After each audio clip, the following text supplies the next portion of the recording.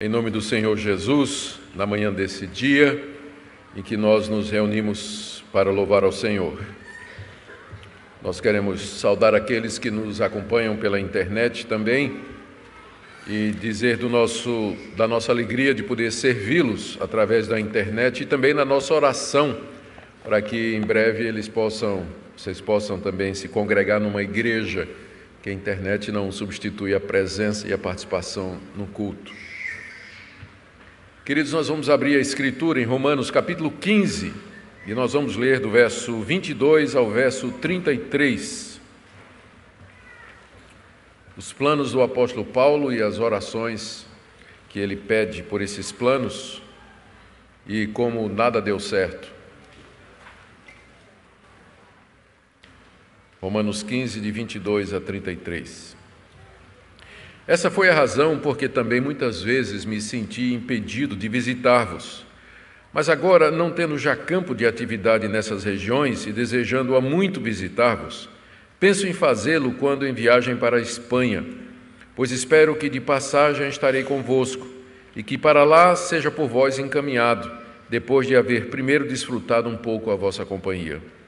Mas agora estou de partida para Jerusalém, a serviço dos santos, porque aprove a Macedônia e a Acaia levantar uma coleta em benefício dos pobres dentre os santos que vivem em Jerusalém. Isto lhes pareceu bem e mesmo lhes são devedores, porque se os gentios têm sido participantes dos valores espirituais dos judeus, devem também servi-los com bens materiais. Tendo, pois, concluído isso e havendo-lhes consignado esse fruto, passando por vós, irei à Espanha, e bem sei que ao visitar-vos, irei na plenitude da bênção de Cristo.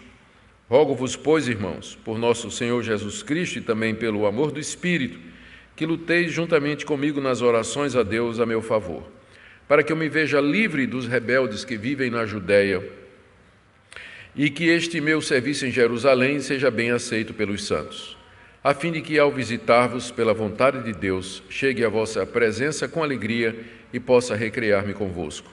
E o Deus da paz seja com todos vós. Amém. Vamos orar pedindo a iluminação do Espírito Santo, irmãos, para a compreensão da palavra de Deus. Ó Senhor, mais uma vez nos achegamos a Ti, na mediação do Senhor Jesus, para suplicar graça e misericórdia, já demonstrada a nós só no ato de podermos livremente nos congregar nesta manhã. Nós pedimos que o Senhor nos dê espírito de iluminação, sabedoria e entendimento, para que possamos compreender a Tua palavra e de que maneira ela se aplica ao nosso coração. Nós te agradecemos, ó Deus, pelo que já tens feito em nosso meio, bendizemos o Teu nome, suplicamos que aceites os atos desse culto que nós te prestamos, que te agrades de nós em Jesus e que nos renoves a fé, a esperança, a confiança em Ti para essa semana que se inicia hoje. Quero orar pelos doentes, Senhor, pelos enfermos, pelos que estão em dúvida. Oro pelos jovens da igreja em busca da sua vocação, do caminho na vida. Oramos pelos que estão sós, estão oprimidos. Nós queremos pedir que Tua palavra nesta manhã seja usada para guiar cada um de nós dentro da Tua vontade. É o que nós te pedimos em nome de Jesus. Amém. Queridos, na mensagem anterior, nós vimos como Paulo fez uma exposição do seu ministério aos crentes de Roma.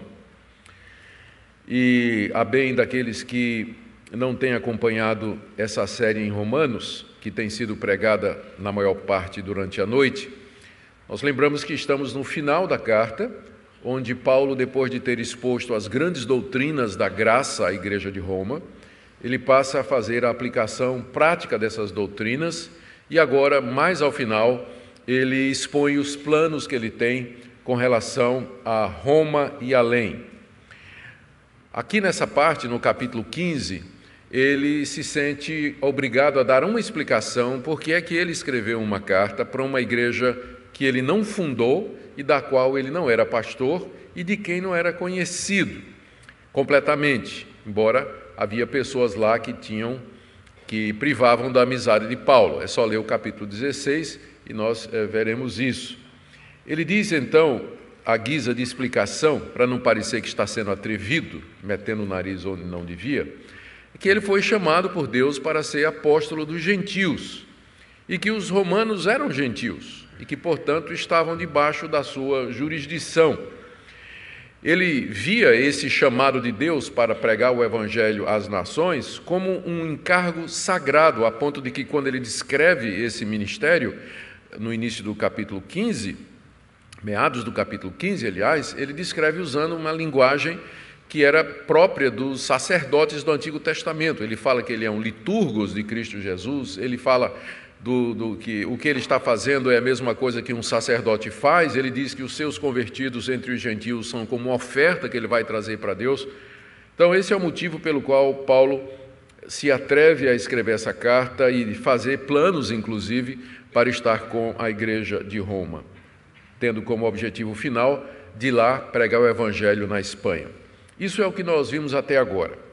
Agora, aqui na passagem que nós acabamos de ler, Paulo dá detalhes do que é que ele tem em mente exatamente. E podemos dividir em 3 regiões, não é? Quatro. Primeiro, ele está em Corinto. Segundo, ele está de saída para Jerusalém, quando ele escreve essa carta. Terceiro, de Jerusalém ele pensa em ir a Roma. E quarto, de Roma ele pensa em ir para a Espanha e lá pregar o evangelho. E estes são os planos que ele tem, que ele coloca aqui. E no final ele pede que os crentes de Roma orem com ele. Na verdade, ele pede que se juntem a ele em oração para que esses planos possam acontecer exatamente como Paulo desejava. Então, essa manhã eu queria ver com vocês essas 2 partes da passagem. A primeira, os planos de Paulo, do verso 22 ao verso 29. Depois, as orações que Paulo pede para que tudo isso dê certo, do verso 30 ao verso 33. E uma terceira parte que não está no texto, mas que é a conclusão, como nada disso aconteceu do jeito que Paulo queria. Vamos então para os planos que Paulo estava fazendo, do verso 22 até o verso 29. Ele diz aí no verso 22, essa foi a razão porque também muitas vezes me senti impedido de visitar-vos. O que ele está dizendo aqui aos irmãos de Roma é que já de há muito Paulo tinha desejo de estar com eles, final do verso 23, desejando há muito visitá-los. Paulo, de longa data, tinha desejos, planos de fazer uma viagem à capital do Império, conhecer a igreja de Roma, que já se destacava pelo seu tamanho, pela sua influência, passar um tempo com eles, ministrar a eles como apóstolo dos gentios. Todavia, até agora, Paulo diz, ele tinha sido impedido. E ele diz, por essa razão. E, portanto, esse verso 22 aponta para trás, onde nós encontramos a razão pela qual Paulo não tinha podido ainda pregar o evangelho lá em Roma. A razão é que ele estava pregando o evangelho na região que vai de Jerusalém e circunvizinhanças até a região do Ilírico, que nós vimos na mensagem anterior, que incluía toda a Grécia, a Ásia Menor, a Caia, a Macedônia, todas as 5 grandes províncias do Império Romano e suas respectivas capitais. Durante 12 a 15 anos, Paulo evangelizou aquela região, plantando igrejas em cidades estratégicas, fazendo discípulos que plantaram igreja também. Então, ao mesmo tempo que ele queria ir para Roma, o trabalho de pregar o evangelho naquela região o impedia. Mas agora ele diz, no verso 23, eu não tenho mais campo de atividade nessa região. Ele olha para trás, depois de 15 anos de atividade, e diz, eu não tenho mais campo de trabalho. Agora, para um pastor dizer isso, não é? Nós temos que qualificar. O que ele quer dizer é que ele pregou o evangelho e plantou igrejas em locais estratégicos de toda aquela região enorme, de maneira que não havia mais campo para fazer o que ele fora chamado para fazer. Paulo havia sido chamado para anunciar a Cristo entre as nações em locais onde Cristo não era conhecido. Agora não era mais o caso, porque toda aquela região já tinha ouvido a palavra de Deus, através de Paulo ou dos discípulos de Paulo. Então agora Paulo acha que chegou o momento de ir a Roma, como ele diz aqui no verso 23, eu não tenho mais campo e há muito tempo eu desejo visitar vocês. Aparecia essa oportunidade. E agora ele tinha colocado o seu coração numa região que ficava na Itália, além da Itália, que era a região da Espanha. Ali Cristo não havia sido anunciado, ali estavam os gentios, e portanto era para lá que Paulo queria ir.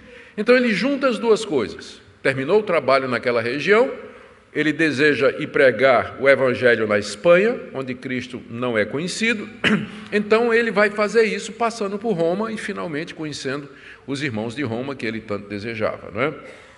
Ele agora, é esse o plano dele. O que Paulo deseja está no verso 24. Ele diz: eu penso em fazer essa visita quando em viagem para a Espanha, pois espero que de passagem estarei convosco e que para lá seja por vós encaminhado, depois de haver primeiro desfrutado um pouco da vossa companhia. Então a linguagem de Paulo é muito educada, né? Ele está se convidando para ir para Roma e chega lá, ser hospedado pelos irmãos, desfrutar um pouco da companhia dos irmãos, se alegrar um pouco com eles e de lá ser enviado por eles para a Espanha, ou então ter a participação da Igreja de Roma nos planos para evangelizar na Espanha. Esses planos, é claro, incluíam sustento financeiro e apoio espiritual, orações, quem sabe até companheirismo. Paulo costumava viajar com companheiros de viagem, muitos deles bem conhecidos, como Timóteo, Silas ou Silvano ou Barnabé. Então, era isso que Paulo tinha em mente. Mas, antes disso, ele precisava terminar uma tarefa. Ele estava no meio de uma tarefa que ele nos diz aí no verso 25. Mas agora estou de partida para Jerusalém a serviço dos santos. Os santos aqui são os crentes. Lembrando que toda vez que a Bíblia se refere aos crentes, aos que creem em Jesus como santos, isso não tem uma conotação ética, no sentido de que eles são moralmente perfeitos, como a gente usa a palavra hoje, fulano é santo, né? Quer dizer, ele não tem defeito, completamente sem pecado. Não é nesse sentido que a Bíblia usa o termo. Qual se referir aos crentes como santos, a palavra santo quer dizer aquele que é separado. Apenas indica que nós, pela graça de Deus, somos separados do mundo para pertencermos a Deus e continuamos pecadores, e há todo um processo sendo feito nos santos para que no final eles sejam completamente aperfeiçoados. Mas o plano de Paulo era ir a Jerusalém, ele estava de saída para Jerusalém, levando uma oferta, diz ele no verso 26, aprove a Macedônia e a Caia levantar uma coleta em benefício dos pobres dentre os santos que vivem em Jerusalém. O que é que tinha acontecido? Durante essa época, aconteceu uma grande fome em vários lugares do Império Romano. Fome, inclusive, que foi profetizada pelo profeta Ágabo e que nós encontramos no livro de Atos e que se diz, inclusive, que aconteceu durante o tempo do imperador Cláudio, que foi, inclusive, o imperador que expulsou muitos judeus de Roma e com eles os cristãos também. A igreja de Jerusalém era uma igreja grande, foi a primeira igreja a ser fundada no período cristão, depois de Pentecostes, mas era uma igreja de recursos, mas que rapidamente viu seus recursos irem embora, porque, se você ler no livro de Atos, logo no início, a primeira leva de convertidos foram 3.000 convertidos. A maior parte deles não morava em Jerusalém, eram peregrinos.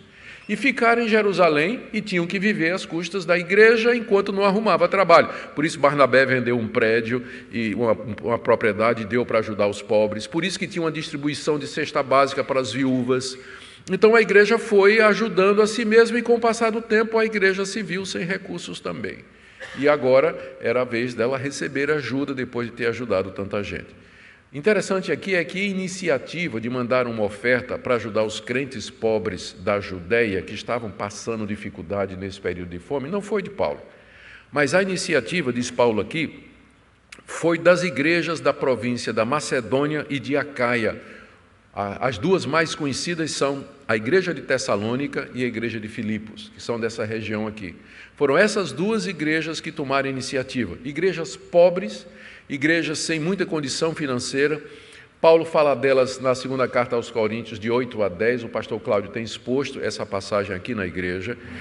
Igrejas que voluntariamente, com amor, acima das suas possibilidades, resolveram ofertar para ajudar os crentes pobres de Jerusalém. E Paulo era a pessoa encarregada de organizar o levantamento dessa oferta, de levar essa oferta até Jerusalém, na companhia de alguns irmãos, e ter certeza de que a oferta, então, tivesse o fim desejado. Ele menciona aqui no verso 27 que o que levou esses irmãos não-judeus de Filipos e Tessalônica a fazer isso são duas coisas. Primeiro, isso lhes pareceu bem, ou seja, foi uma coisa que eles acharam que era um dever cristão ajudar os irmãos pobres. E segundo, porque se achavam devedores.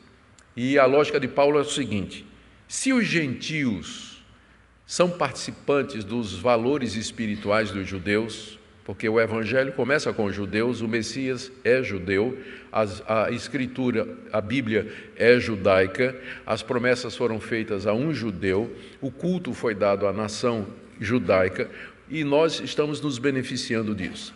Se nós, gentios, somos beneficiados pelos valores espirituais dos judeus, esse é o raciocínio de Paulo, faz sentido que os judeus sejam abençoados financeiramente pelas igrejas que foram alcançadas pelo evangelho que procedeu deles. Então foi assim que as igrejas da Macedônia e da Acaia se sentiram. Somos devedores. Por causa deles, nós conhecemos a Jesus e temos o maior de todos os tesouros. Não custa nada nós investirmos, nós nos esforçarmos e sacrificarmos financeiramente, para que eles possam ter alívio no meio dessa dificuldade que eles estão passando. Paulo estava no meio dessa tarefa quando ele escreve essa carta. Então é por isso que ele diz que eu não vou agora para Roma. Agora chegou a hora de ir, mas só um pouquinho, ainda vou resolver esse assunto. Estou indo para Jerusalém e de Jerusalém, então, eu vou passar um tempo com vocês e de lá eu vou para a Espanha. Depois de terminar os planos, vocês viram quais são os planos de Paulo, né? Ele está Corinto, Jerusalém, Roma, Espanha. Depois que ele termina de dizer quais são os planos dele, ele pede orações. As orações estão aí. O pedido está aí do verso 30 ao verso 33. Apesar da confiança que Paulo demonstra aqui, você percebe que ele diz assim: eu vou fazer isso, depois vou fazer isso, vou ficar com vocês, depois vou para a Espanha e tal. Então Paulo está confiante, não é, de que as coisas serão exatamente assim. Então, apesar da confiança, ele sabe que, além de planejar, nós temos que orar. Fazer planos está correto, devemos fazer planos. Paulo fez planos. E fazer planos faz parte da ordem que Deus nos deu de dominarmos a terra, de sermos senhores e mordomos dos bens que Ele nos deu, e nós não podemos fazer isso no caos, e na desordem, na confusão e na bagunça. Nós temos que ter um alvo, nós temos que ter objetivos, temos que ter projetos. Eu não vou usar a palavra sonhos, porque ela é muito comprometida, né, por um viés evangélico. Pessoas, você tem que sonhar os sonhos de Deus, né? Deus tem sonhos para você. Vou nem entrar nisso aqui hoje. Então vamos dizer assim, vamos falar de planos, né? Que parece uma coisa mais pé no chão.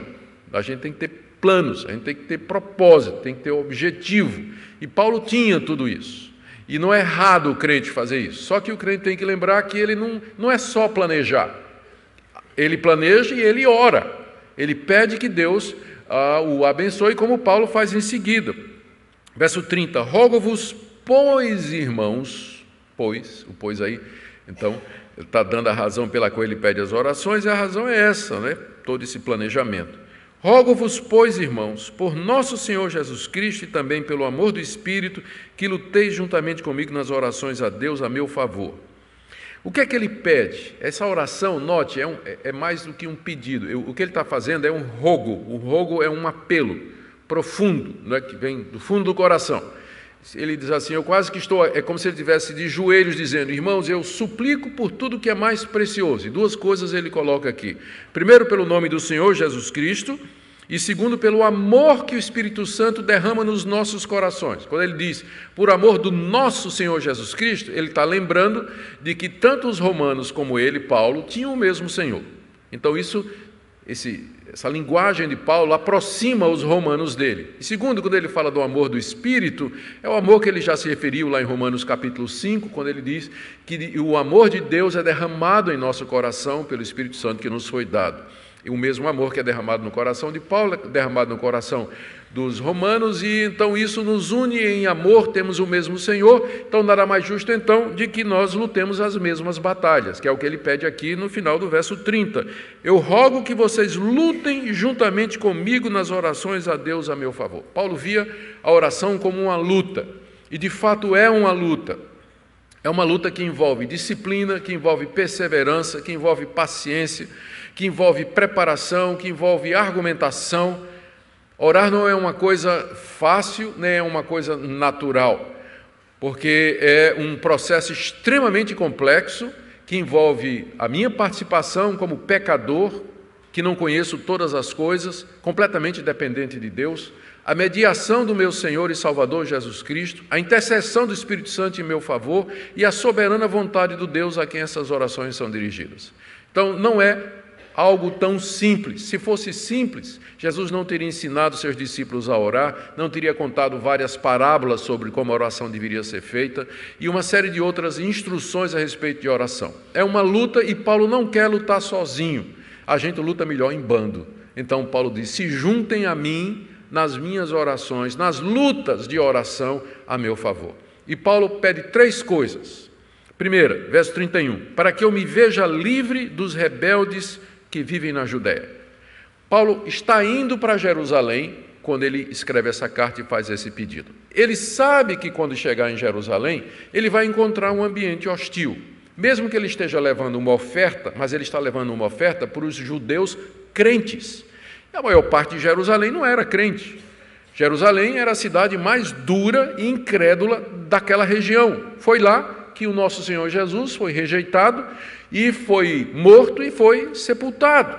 Então ele está indo para uma cidade onde ele sabe que existe a possibilidade de que ele não vai ser bem recebido. E quando ele se refere aos rebeldes que vivem na Judéia, ele se refere aos judeus incrédulos que vêm perseguindo o trabalho de Paulo durante todo aquele tempo que ele passou entre Jerusalém e o Ilírico pregando o Evangelho. Onde Paulo ia pregando o Evangelho, esses judeus rebeldes vinham atrás, desfazendo o trabalho de Paulo, perseguindo Paulo, lançando calúnias contra Paulo, fazendo acusações, quando não prendendo ou apedrejando, expulsando da cidade. Paulo sabe que vai encontrar essa turma em Jerusalém. Então, primeira oração, primeiro pedido, orem para que eu me veja livre dos rebeldes que vivem na Judéia. Não é errado a gente pedir para Deus nos livrar dos nossos inimigos, não é? A gente aprende aqui. Se Paulo pediu, nós podemos pedir também. Deus me livra dos rebeldes que moram... Aonde, pastor? Aí você escolhe, né? Mas agora note que esse pedido é um pedido totalmente cristão, não é? Não diz assim, Senhor, me livra do vizinho, né? Que fica ouvindo o funk paulista até 12 horas da noite, né? Não é bem isso, né? Deus provavelmente vai dizer assim, eu prefiro que você aprenda paciência. Mas esse pedido aqui tinha tudo a ver com a questão do Evangelho, a perseguição do Evangelho não era algo pessoal de Paulo, mas o que ele sentia que estava em jogo a verdade do Evangelho e o progresso do reino de Deus. Então, o primeiro pedido, orem, lutem comigo em oração para que eu me veja livre dos rebeldes que vivem na Judéia. Segundo pedido, que esse meu serviço em Jerusalém seja bem aceito pelos santos. Havia, como nós já vimos no capítulo 14 especialmente, havia uma estranheza entre os judeus cristãos e os não-judeus cristãos, e que estava relacionado com um convívio. Muitos judeus que tinham se tornado cristãos eram contra que o evangelho fosse pregado aos gentios e contra que gentios se tornassem cristãos e entrassem na igreja. Porque tinham costumes diferentes, os judeus ainda não comiam determinadas comidas, seguiam a dieta de levíticos, guardavam o calendário judaico, circuncidavam os filhos, e os gentios não faziam nada disso.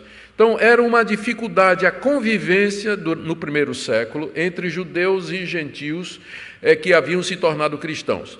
Então, Paulo espera que aquela oferta que ele está levando a Jerusalém para os judeus convertidos, oferta que foi levantada pelos não-judeus convertidos, seja uma espécie de,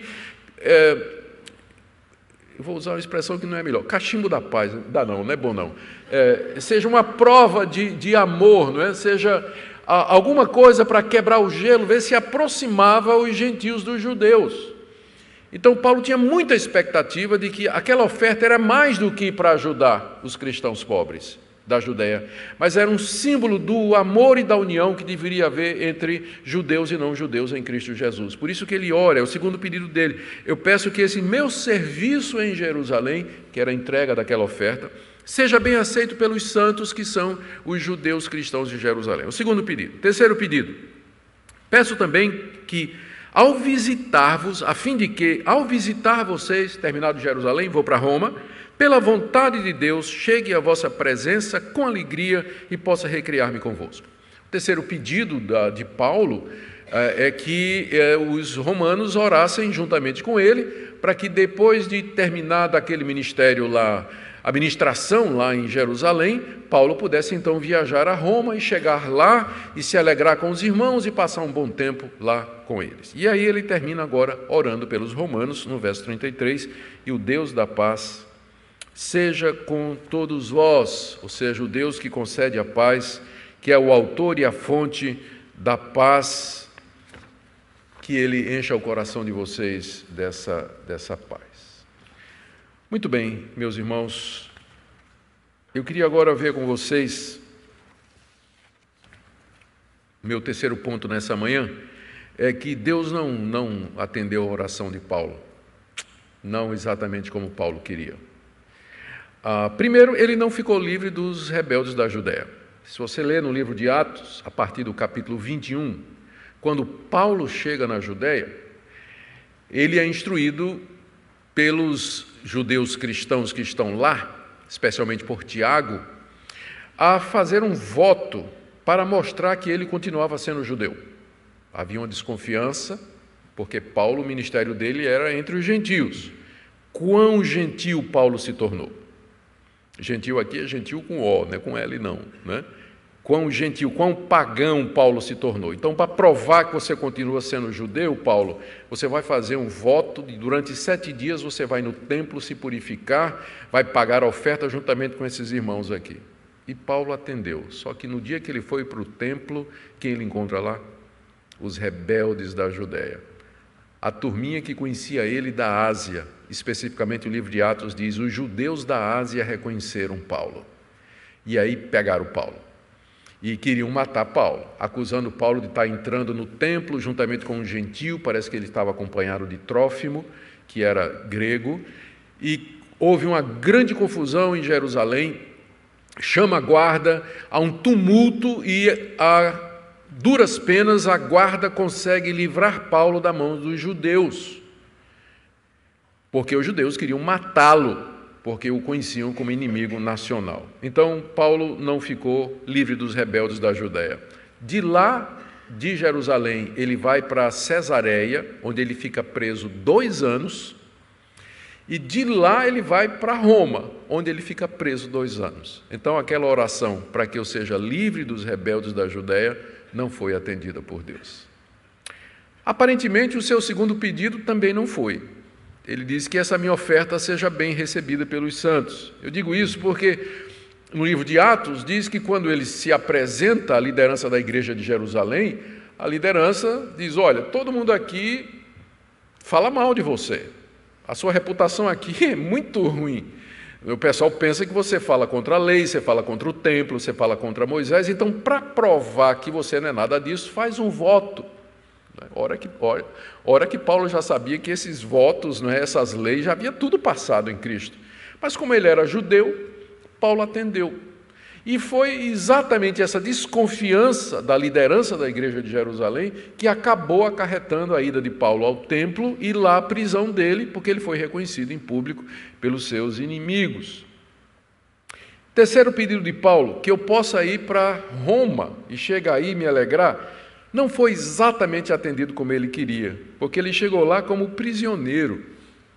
4 anos depois, ele pensava que ia ser uma coisa rápida, né? Vou ali em Jerusalém, entrego essa oferta, vou pegar o primeiro navio para Roma. Nada.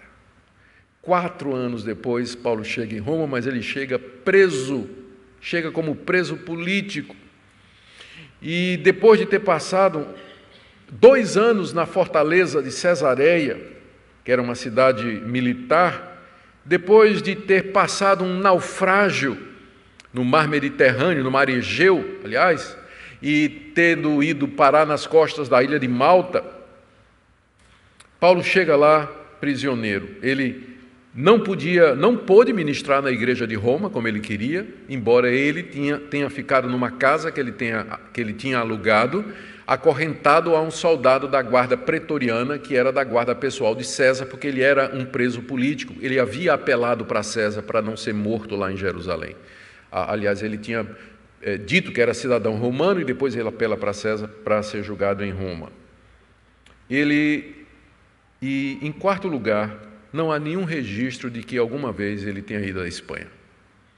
Não está no livro de Atos e também nos anais da história da igreja eclesiástica, não há nenhuma informação se alguma vez o apóstolo Paulo chegou à Espanha. Contudo, você vê aqui esse homem de Deus fazendo planos, muito seguro, do que vai acontecer, pede orações e não acontece como ele quer. Imagine com você. Imagine as vezes que você queria uma coisa, que você planejou uma coisa, você pediu a Deus uma determinada coisa e não aconteceu. Mas o que aconteceu foi muito melhor. Pensa comigo. Primeiro, foi exatamente nesse período de 2 anos em Cesareia e 2 anos em Roma que Paulo escreveu as famosas cartas da prisão, que são Efésios, Filipenses, Colossenses e Filemão. E através delas ele evangelizou muito mais gente do que se tivesse ido para Roma, tido um encontro lá com a igreja de Roma, tudo bem, tomado um cafezinho com os irmãos, bater um papo e aqui vou embora para a Espanha. Ele escreveu 4 cartas que vêm abençoando milhões de pessoas através de 2000 anos da história. Deus não deu o que Paulo queria, mas deu algo melhor com o que Paulo nem havia sonhado. Foi da prisão que Paulo escreveu essas cartas, por meio das quais abençoou tanta gente. Além disso, Paulo teve uma oportunidade que ele não teria de outra maneira, que foi dar testemunho da fé a governadores, a reis e ao próprio imperador romano. No tempo que ele esteve em Cesareia, ele foi visitado pelo menos por 3 autoridades que queriam saber do caso dele. E diante de todas elas, Paulo pregou o Evangelho e apresentou Jesus Cristo. Finalmente ele é levado para Roma, e quem é acorrentado ao lado dele? Um soldado da guarda pretoriana, que é da guarda pessoal de César. Numa das cartas que ele escreve da prisão de Roma, que é Filipenses, quando ele chega no final, ele diz aos filipenses: os da casa de César te saúdam. Ou seja, ele deve ter ganhado para Cristo vários soldados que eram acorrentados a ele. E dessa forma o Evangelho chega na casa do próprio imperador. Os da casa de César te saúdam. O que é que tudo isso nos ensina, queridos irmãos? Eu queria tirar algumas lições para nós aqui e partir para uma conclusão. Primeiro, eu creio que esse texto nos ensina que fazer planos é perfeitamente legítimo e mesmo desejável. A gente não deve deixar que a nossa confiança na providência e na soberania de Deus e no seu governo nos leve à conclusão errada de que planejar vai contra a soberania de Deus. Porque às vezes pode acontecer que um crente tenha essa conclusão errada. Deus é soberano, Deus governa todas as coisas. Não cai um fio de cabelo, não cai uma ave no chão que não seja da vontade de Deus. Os cabelos da minha cabeça são todos contados. No caso de alguns de vocês é fácil. Então Deus tem controle de absolutamente todas as coisas. Então planejar para quê? Fazer planos para quê? Se já está tudo decretado, se Deus já planejou tudo antes da fundação do mundo. Irmãos, não tinha ninguém no Novo Testamento. Bom, isso é exagero. Mas Paulo defende a soberania de Deus, talvez da forma mais veemente de entre todos os autores do Novo Testamento. Ele fala da soberania de Deus, do governo de Deus estar no controle de todas as coisas, que nada acontece fora da sua vontade, e ainda assim isso não impede Paulo de dizer: eu planejo sair daqui para Jerusalém, de Jerusalém eu planejo ir para Roma, de Roma eu vou passar um tempinho com vocês, talvez 1 semana, 2, e de lá eu quero ir para a Espanha e conto com a ajuda de vocês. O fato de que Deus é soberano, que Ele governa todas as coisas, decretou tudo antes da existência do mundo, inclusive a própria existência do mundo, não quer dizer que nós não possamos fazer planos ou que não devamos fazer planos, mas devemos sim, planejar. Quais são os meus objetivos? Quais são os meus alvos? O que é que Deus quer para mim aqui nesse mundo? De que maneira eu vou chegar lá? Que recursos eu tenho? Como é que eu vou gastar o meu dinheiro? Como é que eu vou desenvolver a minha carreira? Que planos eu tenho para a universidade? E, enfim, é assim que Deus determinou que nos abençoaria. Ele quer que façamos planos, que calculemos os custos, que façamos orçamento. Deixa-me enfatizar isso aí, porque tem gente que não faz e vive quebrado. Que tenhamos alvos, tenhamos estratégias, que tenhamos metas. Deus quer que nós façamos isso. Segunda coisa que esse texto nos ensina é que, além de fazer planos, nós temos que orar a nosso Deus para que esses planos sejam realizados. Paulo não apenas planejou, mas ele pede orações, porque ele sabia que, em última análise, é Deus que faria a sua vontade. Veja como no verso 32 ele diz: a fim de que, ao visitar-vos pela vontade de Deus. Ele tem consciência de que a vontade de Deus é soberana em tudo isso. Nós temos que orar confiados que Deus sabe melhor do que nós o que realmente precisamos e a melhor maneira das coisas acontecerem para a sua glória. Devemos orar submissos ao seu querer, como Paulo diz aqui, pela vontade de Deus. Paulo está consciente disso. E também cônscios de que somente muito tempo depois é que talvez nós vamos entender por que Deus não respondeu exatamente como a gente queria. Pastor, permissão para contar uma história engraçada. Fez um rapazinho que queria ser missionário. Orou muito, pediu a Deus muito para ser missionário. E depois de muita luta, finalmente uma missão resolveu receber o rapaz, dizendo: olha, nós acabamos de descobrir uma tribo no meio da África que nunca teve contato com ninguém. E nós queremos um missionário lá. Você vai? Ele disse: eu vou, porque eu sempre pedi a Deus para ser missionário. Então tá bom. O menino então desembarca na África, tem que atravessar vales e montes, florestas e vales, campinas, como diz o hino, e ele então vai pelo meio do mato, uma dificuldade, de repente quando ele olha, ele está no meio da tribo. E aí que ele presta atenção, é uma tribo de canibais, comedor de carne humana. O rapaz se vira para fugir, é tarde, o pessoal pega. Próxima cena, rapaz amarrado num poste, no meio da tribo, da aldeia, na frente dele um caldeirão com água fervendo e o cozinheiro descascando verdura e olhando para ele. Todo mundo sabe qual vai ser o cardápio da tribo naquela noite. De repente o chefe da tribo tem uma inspiração. O cozinheiro, vem cá, corta uma fatia aí da carne dele para eu ver se é boa. O cozinheiro pega a peixeira de 14, bem afiadinha, olha assim, eu vou cortar da panturrilha, da batata da perna. Pega a batata da perna e traz o filé para o dono da tribo, para o chefe da tribo. O chefe prova. Que carne horrível! Nunca comi uma carne tão ruim! Solta esse homem, a carne dele não presta. Próxima cena, nosso jovem missionário correndo no mato, voltando para casa, dizendo: Senhor, agora eu sei porque é que o Senhor me deu aquela perna de borracha. Bom, pode ser que quando ele ganhou, ele perguntou: Senhor, por quê? Por que é que eu vou ter que ter uma prótese o resto da minha vida? Agora ele está sabendo por quê.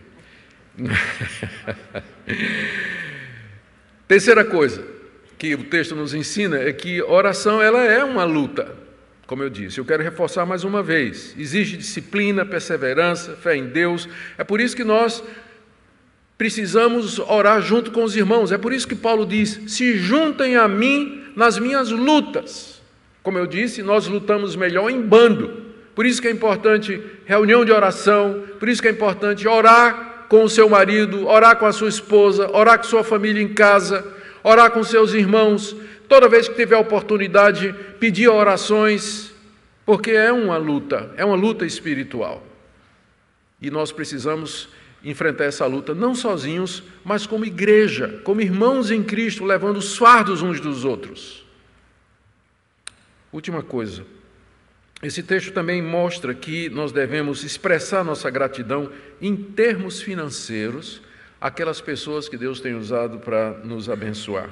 Os gentios se sentiam devedores dos judeus e eles mostraram isso contribuindo para as necessidades dos judeus. Da mesma forma, entendo que é justo e desejável que os membros da igreja contribuam financeiramente para a manutenção do trabalho da igreja e as suas atividades pastorais missionárias, sociais. Se somos abençoados espiritualmente, nós retribuímos financeiramente.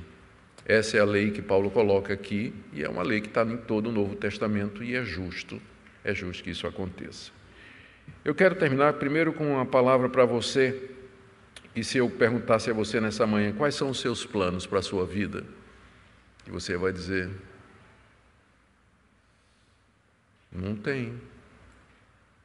Mas você não tem um alvo, não tem um propósito, não tem um objetivo? Pastor, eu vou viver assim, né? Como do jeito que as coisas acontecem. Eu espero que nessa manhã você tenha ficado muito claro para você que viver desordenadamente, sem um propósito, sem um rumo, sem objetivos, isso vai contra a vontade de Deus. Deus nos deu recursos, Deus nos deu saúde, Deus nos deu talentos, Deus nos deu dons. Você pode achar que você é insignificante, que você não tem recursos financeiros, que você não tem saúde, que você não tem espaço, que você não tem mais idade, mas eu não creio que qualquer uma destas coisas seja empecilho para que você tenha algum objetivo na sua vida, nem que seja assim, Senhor, meu alvo se eu não posso fazer nada, meu alvo pelo menos é ser um guerreiro de oração. Todo dia está aqui essa lista, eu vou interceder diante de Deus, diante do Senhor por essas pessoas. Vou orar por eles 3 vezes ao dia. Algum alvo, algum propósito espiritual na sua vida ou qualquer outro tipo assim. Segunda palavra é para você que, se eu perguntasse com quem você está unido em oração, na luta, em oração, com quem é o seu companheiro de oração, com quem você compartilha seus fardos, e você olha ao seu redor e diz, realmente eu não tenho ninguém. A minha vida espiritual é sozinha. Eu espero que nessa manhã tenha ficado claro para você também a importância de você compartilhar seu fardo, seus planos, seus desejos e pedir que outras pessoas se unam junto a você em oração, porque nós somos uma igreja, somos um corpo. Somos um corpo, você faz parte de um corpo. Minha terceira palavra é para, se eu perguntasse a você, qual foi a última vez que você pediu alguma coisa a Deus e Ele deu exatamente do jeito que você queria? E eu vou colocar de outra maneira. Eu quero falar para aqueles que não têm recebido resposta de Deus ou receberam resposta diferente daquele que desejaram. Não poucas pessoas desanimam. Eu sei de casos de ateus famosos que hoje são considerados entre os 4 cavaleiros do Apocalipse, né, que são ateus famosíssimos aí, e que são críticos cruéis do cristianismo e atacam o cristianismo. Vários deles dizem que se tornaram ateus porque quando eram adolescentes eles fizeram pedidos a Deus e Deus não respondeu, e então eles chegaram à conclusão de que Deus não existia. Pelo menos um caso aqui eu tenho em mente do Christopher Hitchens, que é esse que já faleceu, foi considerado um dos maiores ateus do século XX, porque teve uma oração negada, ele chegou à conclusão de que não existe Deus. Ele poderia ter chegado a outra conclusão, de que existe um Deus que entende melhor do que ele exatamente o que é que ele precisa, por isso não deu o que ele pediu, mas daria uma coisa melhor. E às vezes um não é a melhor coisa que nós podemos receber. Um não é a melhor coisa que nós podemos receber. Pensa no apóstolo Paulo. Os planos que ele fez, não saiu nada, ele acabou chegando em Roma, mas não foi do jeito que ele queria, não foi quando ele queria e nem pelo processo que ele desejava. E nem foi para a Espanha, segundo nós pensamos aqui, vimos aqui, mas, entretanto, Deus tinha algo muito maior e melhor para o apóstolo Paulo. Por isso, quando Deus não responder suas orações do jeito que você acha que deveria ser, antes de você chegar à conclusão de que Deus não existe, ou Deus não está interessado, ou Deus não me ama, ou Deus não gosta de mim, pense outra vez e pense nessa história, pense nessa passagem que aconteceu com o próprio apóstolo Paulo. Não é que Deus não lhe ama, não é que Ele não lhe atende, não é que Ele não cuida de você, é que Ele sabe melhor do que você o que você precisa. E às vezes o que você precisa é um não, ou talvez espera um pouco, mais tarde, em outra ocasião, de outra maneira. Que Deus nessa manhã aplique essa palavra aos nossos corações, que sejamos uma igreja que ora, uma igreja que depende de Deus, uma igreja que planeja, uma igreja que é unida em oração uns com os outros, levando os fardos uns dos outros e, acima de tudo, conscientes de que o nosso Deus reina e que Ele é soberano e que, em última análise, a vontade dEle é a minha, é o que eu desejo no final. Amém? Vamos orar. Fiquemos em pé para a oração e depois a bênção apostólica.